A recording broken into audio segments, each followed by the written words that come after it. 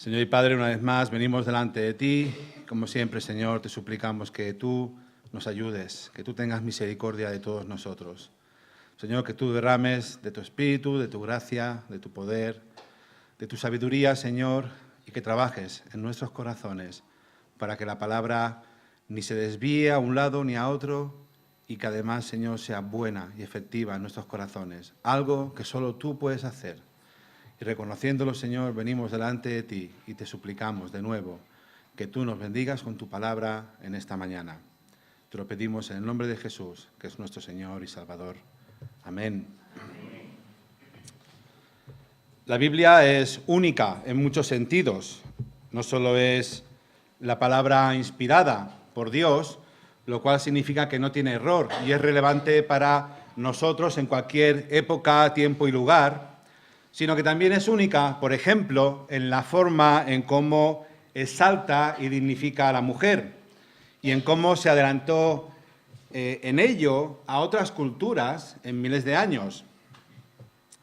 Vamos a estar también viendo un pequeño resumen, el bosquejo, digamos, de la predicación en las pantallas, porque tiene muchos puntos y así creo que lo podréis seguir mejor. Entonces, primer punto principal es la mujer en el mundo pagano.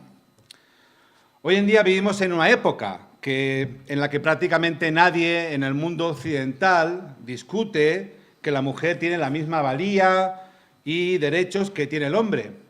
Pero recordar que la Biblia fue escrita hace muchos siglos y entonces las cosas no eran como son ahora.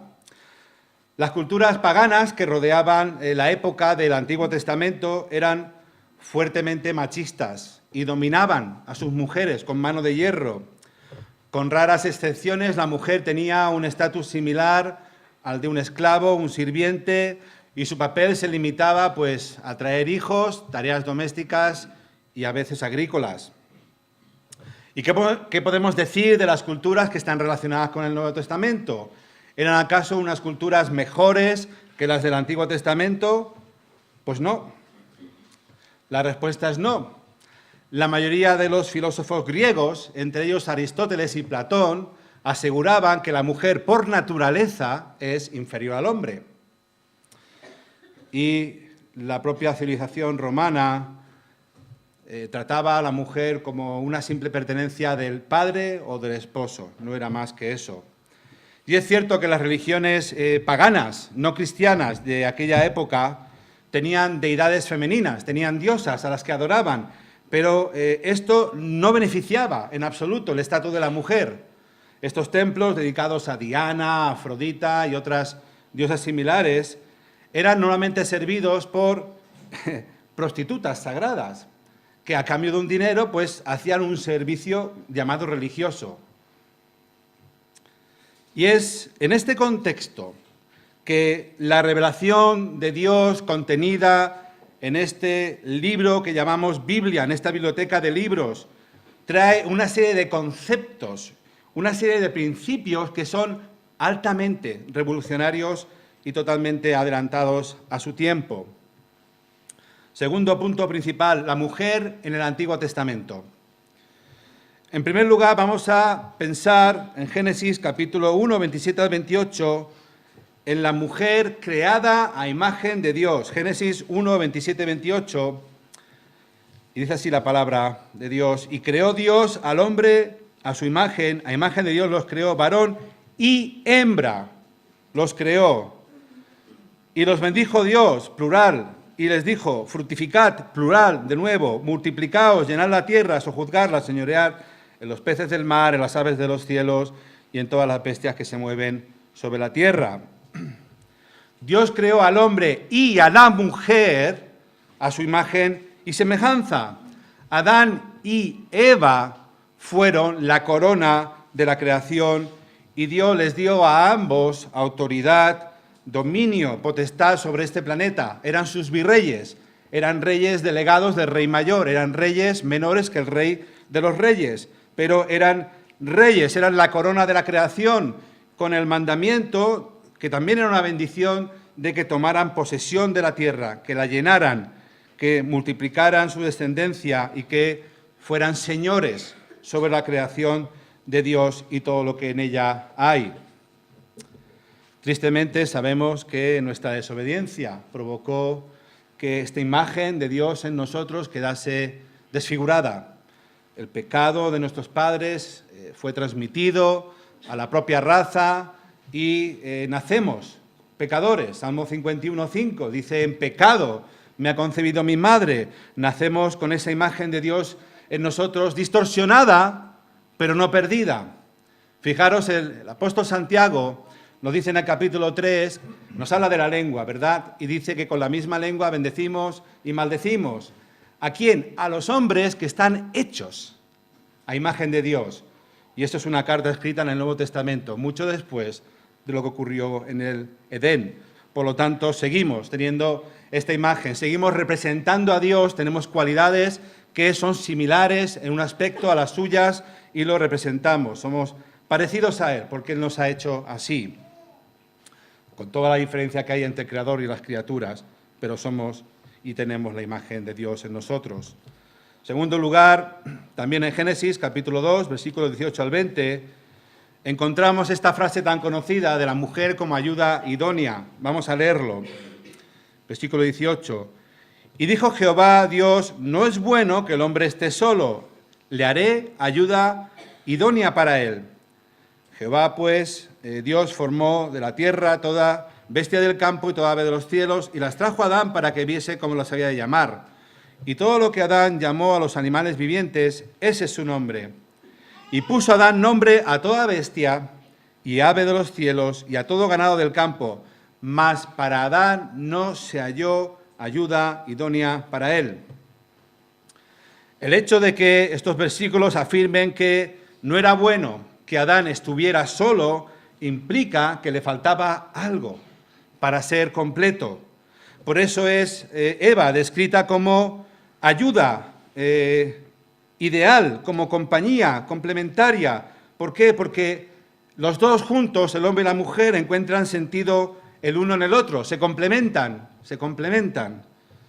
Fijaros, dejadme que os cite una cosa que escribió Matthew Henry en su comentario a Génesis. Es muy bonito, la verdad. Tal vez lo habéis escuchado antes. Dice así: la mujer fue hecha de una costilla del costado de Adán. No fue hecha de su cabeza para dominarlo, tampoco de sus pies para ser pisada por él, sino de su costado para ser su igual, de debajo de sus brazos para ser protegida por él y de cerca de su corazón para ser amada. Creo que describe de forma muy bonita, poética y muy bonita lo que estoy intentando decir. Tercer lugar, la mujer es digna de honor y obediencia. Seguramente al ver Éxodo 20 en la pantalla ya habéis reconocido que son los 10 mandamientos. Bien, pues Éxodo 20, 12 es el quinto mandamiento. ¿Y qué dice el quinto mandamiento? Dice: honra a tu padre y a tu madre, para que tus días se alarguen en la tierra que Jehová tu Dios te da. Este mandamiento, que tiene una promesa de que tus días sean largos obedeciendo este mandamiento, es muy significativo. Está diciendo que no solo el hombre, y hablamos de un contexto de varios miles de años atrás, ¿de acuerdo? No solo el hombre debe ser honrado, el padre en este caso, sino la madre. Y fijaros si es grande la honra que Dios les confiere a ambos, que nos dice las Escrituras que maldecir al padre o a la madre es castigado con la muerte. Éxodo 21, 17. Por tanto, honrar, respetar y amar a los padres, madre, padre, padre, madre, es un mandamiento directo de Dios y debe ser tomado muy seriamente. Cuarto lugar, la mujer ocupa posiciones de liderazgo. No he podido incluir todo lo que la Biblia habla en este sermón, pero he cogido, creo, partes para mí las más importantes o relevantes. En primer lugar tenemos a María. María es la hermana de Moisés y Aarón. Esta mujer fue profetisa en Israel y dirigió al pueblo en en cantos y danzas de alabanza después de haber cruzado el Mar Rojo. Y Dios mismo las cita junto a sus hermanos, Moisés y Aarón, como líder de Israel durante el tiempo del Éxodo. Esto lo tenéis en Éxodo 15, 20 al 21, y un pasaje muy importante es Miqueas 6, 4.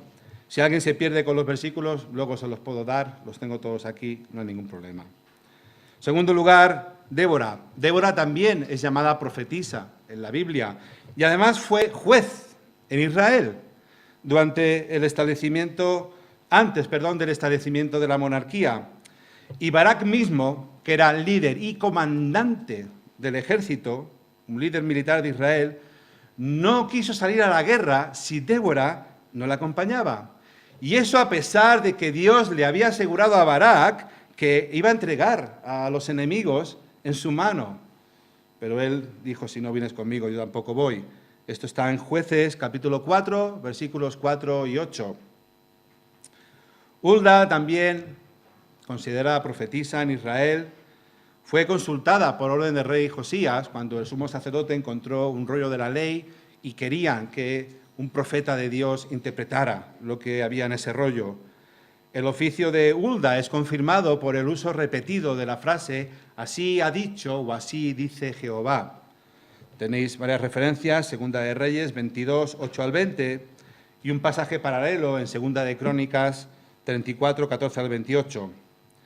En último lugar, la mujer de Isaías, el profeta Isaías, el quinto evangelio. Hay gente que no cree que esta mujer fuera profetisa, pero yo os voy a decir por qué yo creo que sí. Dos motivos. Primero, la Biblia le llama profetisa. Y segundo, esa palabra en hebreo es exactamente la misma que se usa para María, para Débora y para Hulda. Por lo tanto, estamos hablando de una profeta de Dios. Isaías, capítulo 8, versículo 3, es la referencia. También, como nota a pie de página, deciros que el Nuevo Testamento nos menciona a las 4 hijas doncellas de Felipe el Evangelista que profetizaban. Esto está en Hechos 21, versículo 9. Además de todo esto, las mujeres ocuparon posiciones importantes de liderazgo, como reinas consortes o como reinas madres. Recordad, por ejemplo, cuando la madre de Salomón entra en el trono, en la habitación del trono, en la sala del trono, siendo su hijo rey, y Salomón se levanta y se inclina delante de ella. Y después de haber hecho esto, se vuelve a sentar, reconociendo así delante de todo el mundo la importancia de su madre. Esto lo podéis ver en Primera de Reyes, capítulo 2, versículo 19. Y aunque es cierto que las mujeres no podían acceder a ciertas partes del templo, ni tampoco realizar los rituales que la tribu de Leví, los levitas, estaban autorizados a realizar, las mujeres participaban en todas las fiestas solemnes y en todas las celebraciones religiosas de Israel, en todas, sin ninguna excepción. Además, no tenían que llevar velo, no tenían que ocultar su cara como muchas mujeres de culturas que rodeaban a Israel, ni mucho menos tenían que estar calladas y en silencio en público, como también ocurría en aquellas culturas circundantes e incluso en la actualidad. La mujer participaba activamente, normalmente era la que tenía el mayor papel en la educación de los hijos. También normalmente tenían bajo su responsabilidad todos los recursos materiales de la casa y la mayoría de las veces también se convirtieron en apreciadas consejeras de su marido. Por último lugar, en cuanto a la mujer en el Antiguo Testamento, tenemos la mujer virtuosa, Ruth. ¿Por qué incluyo aquí a Ruth? Pues es muy interesante. La Biblia del judío, que es nuestro Antiguo Testamento, ellos la llaman la Tanakh, tiene un orden diferente en los libros. Son los mismos libros, mismo contenido, pero el orden varía. Y aquí viene lo interesante. En la Tanakh, en la Biblia judía, el libro de Proverbios antecede al libro de Ruth. Dejadme que me explique. En su Biblia viene Proverbios y el siguiente libro es Ruth. ¿Por qué es esto relevante? Porque Proverbios 31 acaba el libro describiendo ¿Cómo es la mujer virtuosa? Isha Chahil. Lo tenéis en la pantalla. Isha es mujer, Chahil es virtuosa, valerosa o fuerte o valiente. Y después de describir cómo es esta mujer, su carácter, su bendición para su casa, su marido, para los que le rodean, a continuación nos da el ejemplo bíblico y real de una mujer virtuosa, de Ruth. Y el único sitio, aparte de Proverbios, donde sale esta combinación de estas dos palabras de mujer virtuosa, el único sitio donde sale esa combinación de palabras es en Ruth. Cuando Booz le dice, todo el pueblo sabe que tú eres mujer virtuosa. Eso está en Ruth capítulo 3, versículo 11. Esto es algo maravilloso de nuestra Biblia, entre otras muchas cosas maravillosas que tiene. Nos explica cómo es la mujer virtuosa y a continuación nos da un ejemplo real de cómo es, de quién es esta mujer. En tercer lugar, la mujer en el Nuevo Testamento. Cristo y después el cristianismo, los seguidores de Cristo, elevaron la figura de la mujer hasta cuotas insospechadas para la época.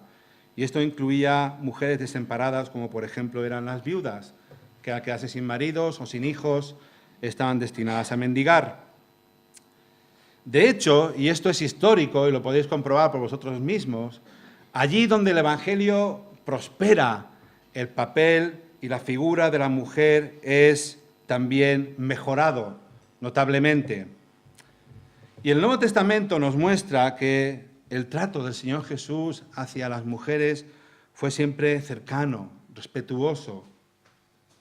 Y esto, como sabemos y también veremos, no estaba exento de polémica.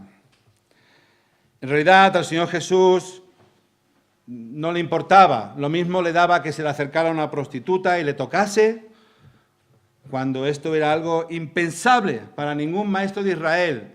No solo que se le acercase y le tocase, sino siquiera que le hablase o le mirase. Al Señor Jesús no le importaba y lo mismo dejaba que eso ocurriera, como perdonaba a una mujer sorprendida en adulterio. Curiosamente, del hombre que estaba con ella realizando el acto de adulterio, la Biblia no nos dice nada. ¿Y qué decir de la mujer samaritana? Como bien le recuerda a ella, no solo soy mujer, es que soy samaritana. O sea, ¿cómo tú, judío, hombre maestro, vienes a hablarme a mí que soy mujer y samaritana, que eran un poco los primos repudiados de los judíos, aunque venían también de la misma rama? Esto lo tenéis en Juan, capítulo 4, versículo 9. Pero el Señor no le importó y se acercó a ella con un propósito, y para iniciar un diálogo que iba a llevarla a la salvación, no solo a ella, sino a la mayoría, sino a todo el pueblo de Samaria. Esto de nuevo es sorprendente. Lo he dicho antes y lo volveré a repetir. Recordad que el judío ortodoxo, aún hoy en día, en su oración matinal, le da gracias a su Creador porque no le ha hecho gentil, esto es, cualquiera que no es judío es gentil, para ellos hay dos distinciones, judío-gentil, gentil-judío. Le da gracias a Dios, a su Creador, por no haberle hecho judío, por no haberle hecho esclavo y por no haberle hecho mujer.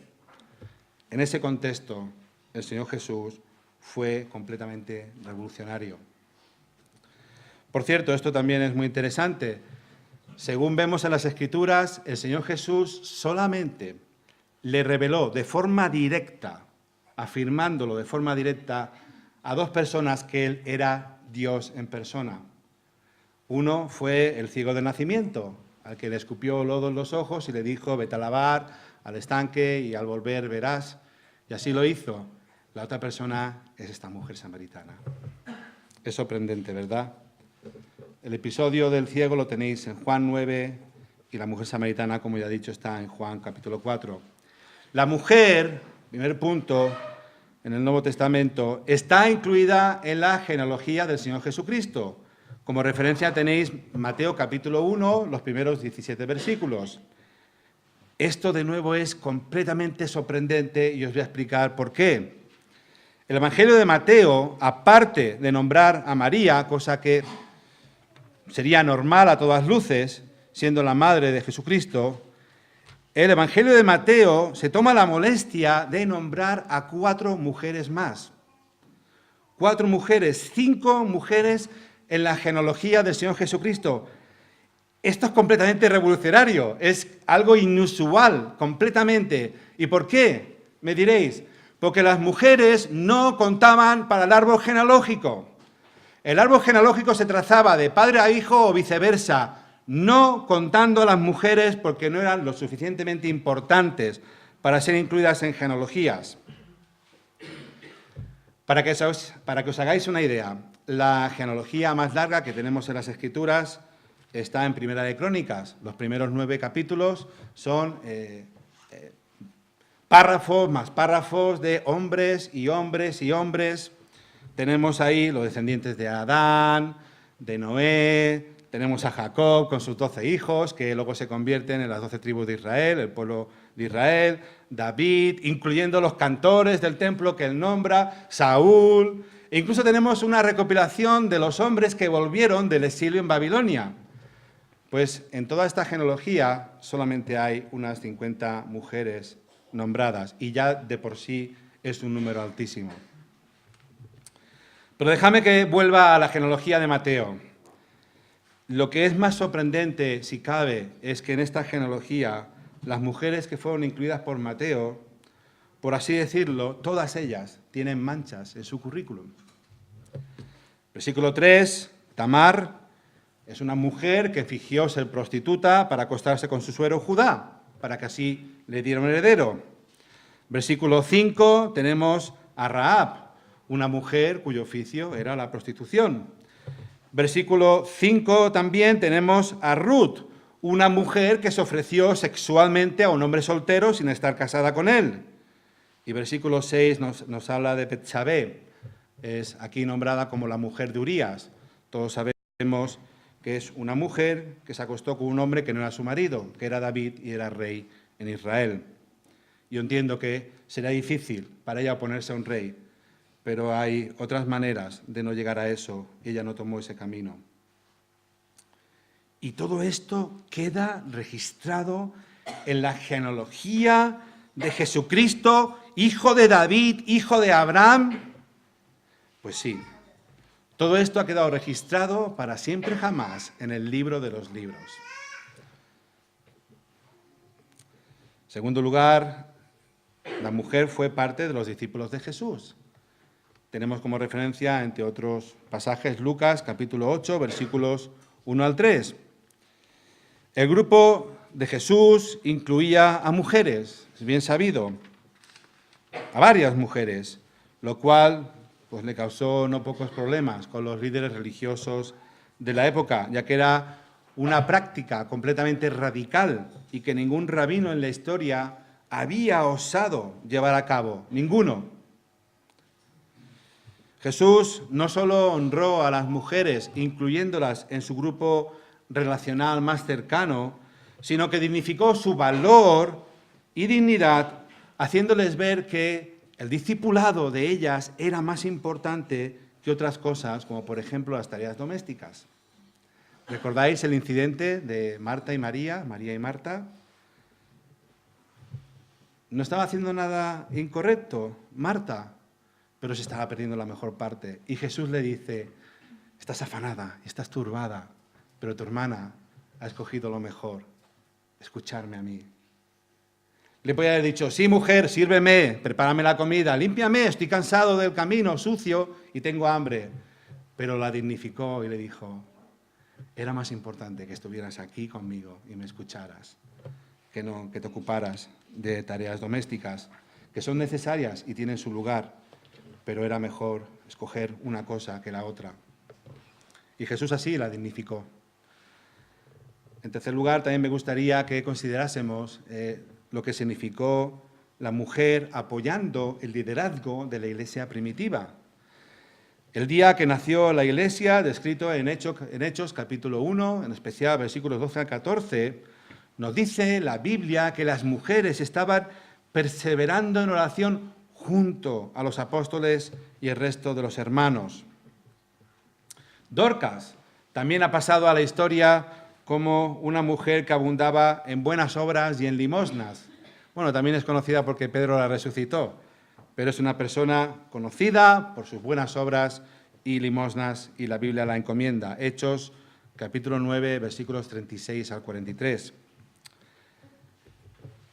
Prisca, que tenía el mote de Priscila, también es reconocida en las Escrituras por una comprensión profunda del Evangelio, por un gran celo evangelístico, por amor y generosidad por la obra y por la iglesia que junto a su marido Aquila fundaron en su casa. Priscila y Aquila fueron compañeros durante mucho tiempo del apóstol Pablo en su ministerio. Y Pablo los encomienda a los dos y muchas veces pone a Priscila en primer lugar, también algo inusual para la época. Romanos 16:3, 1 Corintios 16:19 y Hechos 18:18. Por cierto, esto no fue un hecho aislado. Pablo ha sido muchas veces, sobre todo por la teología liberal, acusado de ser un misógino, una persona que odiaba a las mujeres. Pero Pablo, una y otra vez, nos muestra la Escritura que él colaboró estrechamente con mujeres y las tuvo por iguales. Filipenses, capítulo 4, versículo 3, es una prueba de ello. Incluso el apóstol Juan dirige su segunda epístola completamente a una mujer prominente, muy querida por él, en una iglesia pastoreada por el apóstol, le dirige una epístola, una carta, tanto a ella como a su familia. Cuarto lugar, tenemos a la mujer como primer testigo de la resurrección de Jesús. Podéis verlo en Mateo 28, 8 al 10, por ejemplo en Lucas 24, 10. Esto de nuevo es algo completamente sorprendente. Las mujeres fueron los primeros testigos de la resurrección del Señor Jesucristo. Todos los evangelios, y especialmente Mateo, se esfuerzan en mencionar a las mujeres siendo testigos de los eventos relacionados con la pasión y la resurrección del Señor Jesucristo.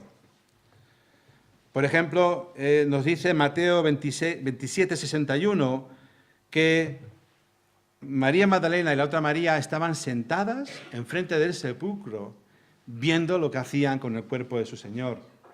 No solo estaban vigilando que el cuerpo de su maestro fuera tratado honrosa y correctamente, sino también estaban mirando dónde lo estaban enterrando, para luego poder localizarlo y encontrar la tumba sin problemas.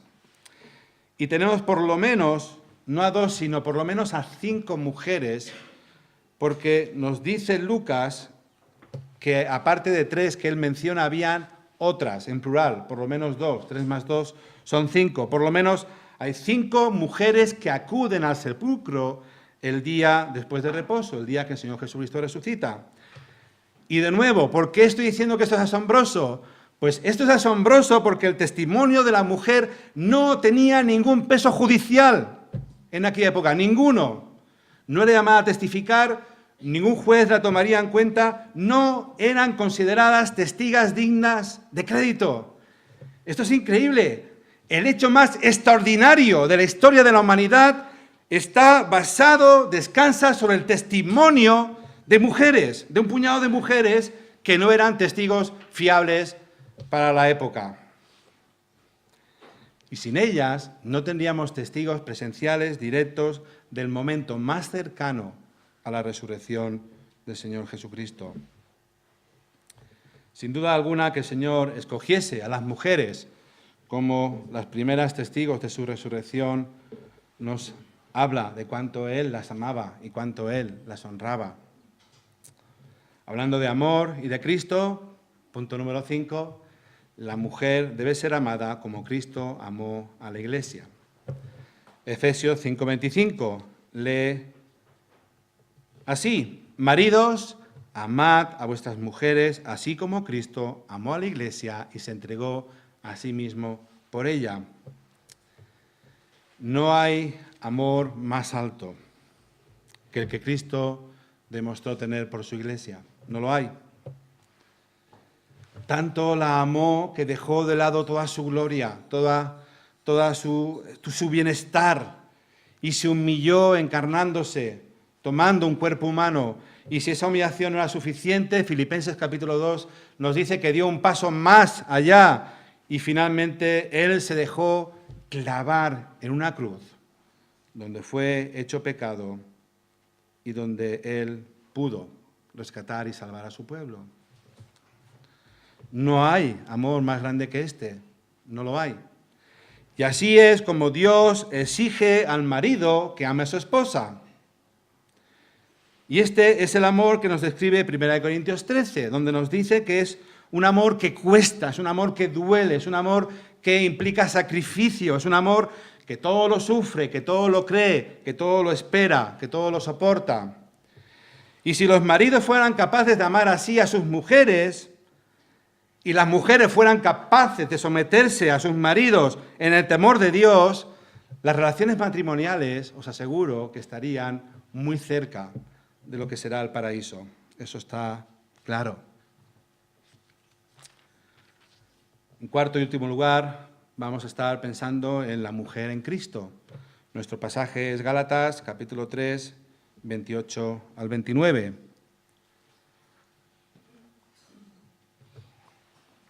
¿Qué dice el versículo 28? Dice: ya no hay judío, ni griego, no hay esclavo, ni libre, no hay varón, ni mujer, porque todos vosotros sois uno en Cristo. Esto, traducido de otra manera, lo podríamos titular: las distinciones culturales, sociales y biológicas son abolidas en Cristo. Las distinciones culturales, sociales, biológicas en Cristo se difuminan. Dejadme que os explique una anécdota que me ocurrió hace bastantes años ya en Toledo. Estaba evangelizando y en una tienda en la que entré, una tienda de ropa, hablando con la señora, hubo un hombre que se empezó a sumar a la conversación. Y yo desde el principio detectaba algo raro. Tenía un lenguaje pseudo, parecido al cristiano, pero no se detectaba algo. Y a lo largo de la conversación y haciéndole preguntas, pues al final entendí qué es lo que estaba ocurriendo. Era un hombre que, habiendo sido pastor evangélico, era judaizante. Se había hecho judío y estaba intentando convencerme a mí de que yo me hiciera judío. Bueno, pues el primer versículo que me vino a la mente fue este, Gálatas 3:28, y se lo dije. Digo, hombre, ¿cómo puedes decir esto? Si Gálatas, no le dije el capítulo ni el versículo, pero le dije, Gálatas dice esto y esto y esto. ¿Sabéis qué me respondió? Os lo voy a decir literalmente. Cuando le dije que ya no hay hombre ni mujer, me dijo, sí, pero los hombres aún tienen pilila. Esas fueron las palabras que usó. El hombre aún tiene pene. ¿Cómo puede ser posible un pastor un creyente con el mínimo de conocimiento de las Escrituras, que pueda tergiversar de manera tan obscena y terrible la palabra de Dios? Dios no está diciendo que el hombre deja de tener atributos masculinos, ni que la mujer deja de tener atributos femeninos. Lo que está diciendo, primer punto, es que en Cristo tenemos nuestra identidad. O sea, no está diciendo que el creyente deja de pertenecer a una determinada nacionalidad, o grupo religioso o social. Lo que está diciendo es que todo esto ya no define nuestra identidad. Si alguien te preguntara, ¿tú quién eres? Podrías decir, pues bueno, yo soy Laura. Yo te diría, bueno, ese es tu nombre, no es quien tú eres. Entonces Laura me diría, a lo mejor, pues soy enfermera. Entonces mi respuesta sería, bueno, eso es tu profesión, pero no es quien tú eres. Bueno, pues soy española, o dominicana, o francesa. Entonces mi respuesta sería, esa es tu nacionalidad, pero no es quien tú eres. Bueno, pues yo soy bautista, o pentecostal, o reformada, no lo sé. Esa es tu denominación, no es quien tú eres. Tú eres una nueva criatura en Cristo. Si eres cristiano, eres una persona que ha nacido de nuevo y ahora eres hijo, hija de Dios. Coheredero, coheredera de la gloria. Esa es tu identidad. Segunda parte del versículo 28 lo deja aún más claro. Todos vosotros sois uno en Cristo. Todos esos grupos que acabo de mencionar, dice Pablo, en realidad son iguales, en Cristo son iguales, no se puede ser más claro. Todas las barreras que separaban a hombres y mujeres de este mundo, sociales, culturales, sexuales, todas han sido abolidas en Cristo. Todas, porque todos los creyentes, absolutamente todos, son templo del Espíritu Santo. Todo el que es hijo, hija de Dios, tiene al Espíritu Santo como anticipo, como garantía de esa vida eterna prometida y que nadie nos pueda arrebatar. Todos. 1 Corintios 3:16, 1 Corintios 6, 19 al 20, Romanos 8, 15 al 17. En Cristo es donde todos nosotros encontramos y tenemos verdadera unidad. En tercer lugar, en Cristo somos linajes de Abraham. Versículo 29, ya lo he leído hace un momento. Pero fijaros bien cómo expresa el apóstol Pablo este pensamiento. Dice, y si vosotros sois de Cristo, se está diciendo, vosotros sois de Cristo, ya os lo he explicado, estáis en Cristo, habéis recibido el Espíritu, ya no sois de forma determinante hombre o mujer, esclavo o libre, rico o pobre, ahora sois herederos de Cristo. Si vosotros sois de Cristo, ciertamente, con toda seguridad, sois linaje de Abraham y herederos, según la promesa. ¿Sabéis cuál es la palabra griega traducida aquí como linaje? Pues os la voy a decir porque os va a recordar a la palabra en español.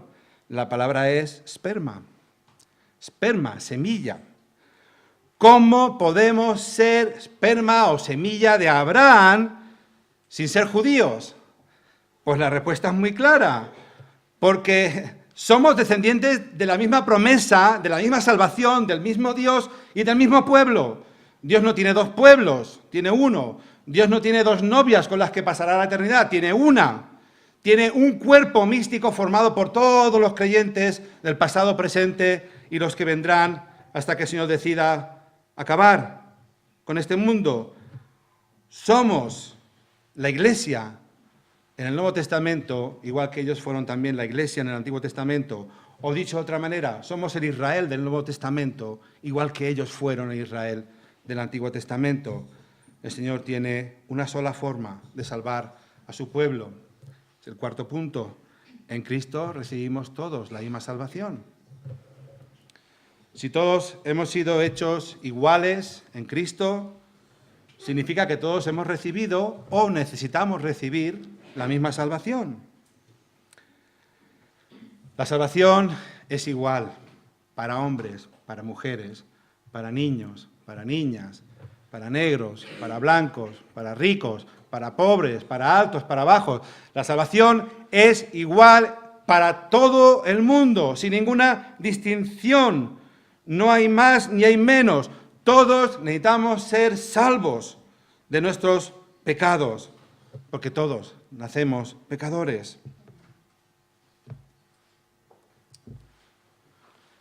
Punto 5 es inescapable. Por tanto, si todos necesitamos la misma salvación, ser rescatados de nuestros pecados, la pregunta aparece por sí sola. ¿Has recibido a Cristo como tu Señor y Salvador?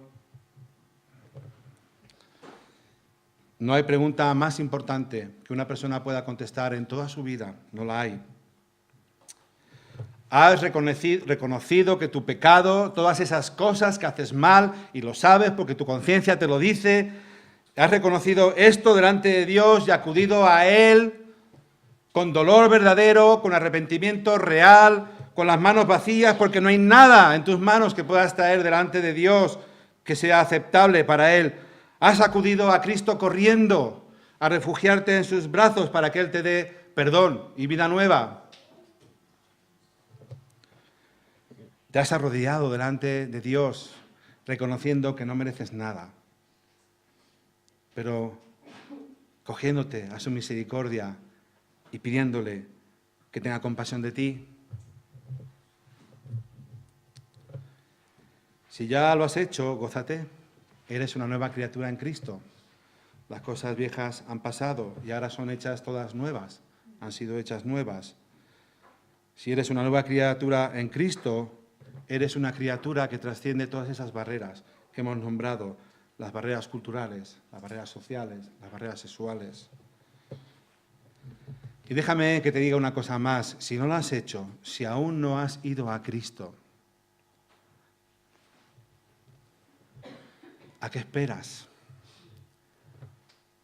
Si no tienes a Cristo, no tienes nada en esta vida y tampoco en la venidera. Nada. Pero en quinto y último lugar, la Biblia nos habla de un día en el cual todas las cosas serán hechas nuevas, todas. En ese día las distinciones naturales o físicas entre hombres y mujeres ya no tendrán apenas importancia. Seguiremos siendo, en esencia, la persona que fuimos. Seguiremos recordando cómo vivimos la vida en este mundo. Nuestras obras nos siguen, dice las Escrituras, pero todo eso ya no tendrá importancia cuando estemos delante del Cordero. En el día final, cuando los muertos sean resucitados y los libros sean abiertos, cuando el pueblo de Dios será bienvenido a entrar en el gozo de su Señor y poseer la eternidad para siempre, ese día se nos describe como las bodas del Cordero. El único matrimonio que existirá en la eternidad es el matrimonio entre Dios y su pueblo. Ese es el verdadero matrimonio.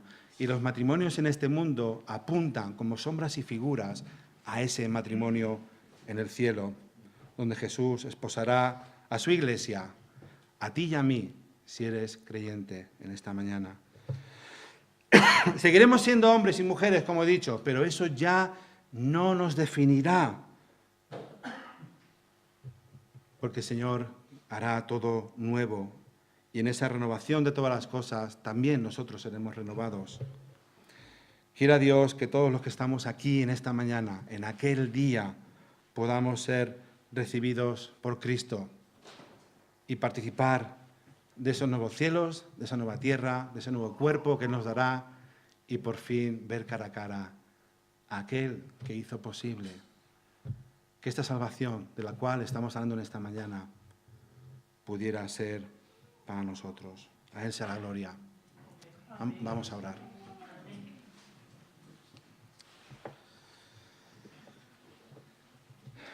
Señor y Padre nuestro, te damos gracias que en tu Hijo Jesucristo todas esas barreras que nos diferencian y que a veces hacemos mayores de lo que son, ya no tienen importancia.